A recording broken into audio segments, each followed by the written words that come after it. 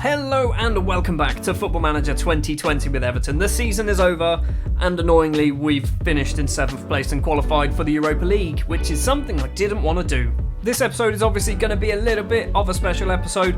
No games in today's episode, and we're actually just going to be looking at how we've done over the last season. End of season awards is the first thing to look at, and Lucas Digne wins our Player of the Season with Gylfi Sigurdsson and Digital Sidibe as 2nd and 3rd place. Iwobi gets Goal of the Season. Signing of the season is Joseph Martinez. Are you sure? Are you sure on that one? Tom Davies is Young Player of the Season. Basically, when we change formation, Tom Davies just stopped playing, which kind of sucks for him. Best 11 then, Pickford in the sticks with Digne, Mina, Keane and Sidibe. Jean-Philippe Gbamin. Hector Herrera made it in there, which is questionable. Gomez also made it in there, which is questionable. Sigurdsson, Iwobi and Joseph Martinez as the front three. Stats-wise, Sigurdsson is the top scorer with 12 goals. He's a midfielder with 12 goals. Quite a few of them were penalties. It's not good. Digne gets highest average rating and most assists with 8. Fabian Delph, 90% pass completion. Didn't really play a lot of football. Richarlison, Sigurdsson, Iwobi and Digne were 3 man of the match awards. Digne and Sidibe, the 2 fullbacks, picking up 14 yellow cards each. And Delph and Vavro picking up a red card each as well. Let's have a look then at this Alex Iwobi goal. It definitely wasn't on camera. And it was against Sheffield United, and we were both playing in very, very similar formations. So, Yerry Mina's throw to Iwobi. I think he just runs, doesn't he? Iwobi with the ball, keeps going, goes round one, keeps running, keeps going, just absolute rockets it into the back of the net. Alex Iwobi there, goal of the season. End of season review. So, most people thought that we were going to finish in the top half, and we exceeded expectations. That's not good. I don't want to be in Europe. Club vision has changed. It's changed. Okay. So, club culture, play entertaining football. That was currently there. We've still got that. We've now got signed players under 23 and developed players using the club's youth system. That could be a struggle because our youth system isn't the best at the moment. I imagine there's scope for it to get better. Ongoing 5-year plan then. Work within the wage budget. Yep. Sign players to sell for profit. Okay, we started that with old Fabio Contral, didn't we, earlier on in the save? So I guess we can do that. Minimum of 4-year contracts. That might be a struggle. I don't like doing contracts at the best of times. And then next season, we want to become best of the rest. We want to qualify for the Europa League and get to the second knockout round as well. We're not getting out of the group. Right, I'm going to try and negotiate. I can't negotiate it. I want to negotiate the Europa League stuff. We can't do it. Can we get rid of this one? The 4-year contracts? Because I don't think I'm going to do that. Also that one. No, I mean, this does make sense. Your proposed changes to the club's vision need a lot of work. No, it needs less work. Literally needs less work. But I guess we're... Right, let's try and get rid of this one. Still no. Fine, we'll just stick with that. I feel like I've just pissed off my owner. Right, end of season meeting then. It's been a long old season. We're going to win the title next year. No. We're going to qualify for the Europa League. That's what we need to go for. And Jean-Philippe Gbamin says we should be qualifying for the Champions League. No. Just that's the reaction. Thanks, everybody. Danny Donachie's injury report then. I mean, there's not a huge amount to talk about apart from December, when everyone got injured. So, yeah, Van Ginkel was injured for 8 months before he joined us. Jean-Philippe Gbamin was out for 6 months at the start of the save. Richarlison's been out for a while. So Schneidlin. And then obviously, where is he? Further down here somewhere. It wasn't even for a long time, was it? Lossell was out for 2 weeks. But also at the same time, Jordan Pickford was out for 3 weeks. Squad's going on a break. Good.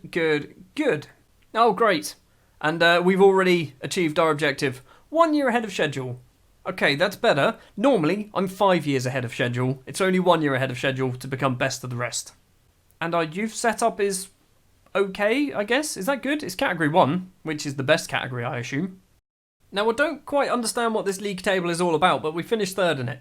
Wages to turnover ratio in the Premier League. So, 57%. So, £131 million of our turnover was just in wages. I mean, this is not a good thing to be up this end, is it? It's definitely not. We want to be down the other end. We want to be a Sheffield United. We want to make a decent amount of money and spend none of it. Also, Arsenal have won the FA Cup. Good on them. Does that mean someone else now qualifies for the Europa League? Because it's saying Liverpool are in the Europa League. Are they actually in the Champions League final? That's what's happening? They are in the Champions League final. Okay. This is what we're here for. This bit of news up here. This is the things that we're looking for. So we don't care about the financial fair play nonsense. We've been hit with a tax bill of £5 million. What? We made a profit of nearly £24 million. Top shirt seller, weirdly, Jordan Pickford. Not quite sure how that happens. That means there's a lot of goalkeeper shirts being sold, apparently. So, a bunch of money coming in, obviously. We've got a new sponsor deal on our kit, worth £1.25 million more than previously, which is good. Sponsorships up to £50 million. Broadcast revenues are huge. Everything's gone up because we didn't have anything from last year. Scout budget is a number. I don't really understand what scout budgets mean. And then the big one, 53 million. Is that all you're giving us? 53 million. Well, at least we can maybe sign Sidibe now. There we go, £14 million. I wonder, we might be able to get him cheaper, but because we've got that agreed fee, they're not going to accept anything less. Before we wrap up this episode, we're going to have a quick look then at the old job security and all that jazz. So, confidence is a C+. I don't really know what's affecting us to make it just a C+. It's the club vision. And the club vision has only just changed. So, I'm wondering... I know why. So, I didn't really show too much of this, but yeah, we were well over our wage budget by the end of the season. Partially because Yannick Bolasie came back from his loan earlier than expected, which meant £75,000 a week suddenly got chucked back onto our wage budget. And also, we got a lot of players who were getting paid way too much money. Having a quick look at transfer activity then. So, they were still very happy with Harry Winks. I don't really know why, because he didn't do a huge amount. Cataldi, I don't think he played. Did he play? He didn't play. No, he was on the bench once. I think we might try and sell him in the summer. £7.25 million. If we get £6 million out of him, that's an absolute bargain. Tonelli gets a C. Marco van Ginkel gets an A- from the board at the very least, a C+ from the fans. B- for Hector Herrera.